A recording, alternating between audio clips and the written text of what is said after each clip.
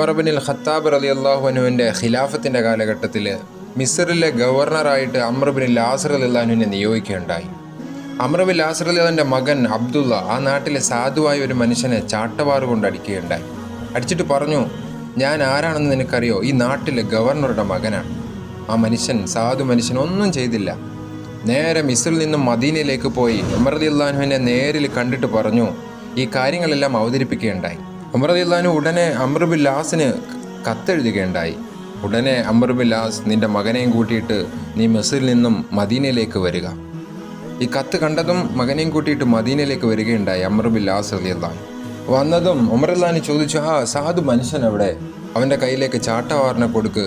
എന്നിട്ട് പറഞ്ഞു, ഇവരുടെ മകനെ അടിക്കാൻ പറഞ്ഞു, തിരിച്ചടിക്കാൻ പറഞ്ഞു. എന്നിട്ട് ചോദിച്ചു, മനുഷ്യരെ അല്ലാഹു സുബ്ഹാനഹു വ തആല സ്വതന്ത്രനായിട്ടാണ് സൃഷ്ടിച്ചിരിക്കുന്നത്. നീ എപ്പോഴാണ് ജനങ്ങളെ അടിമയാക്കാൻ പഠിച്ചത്?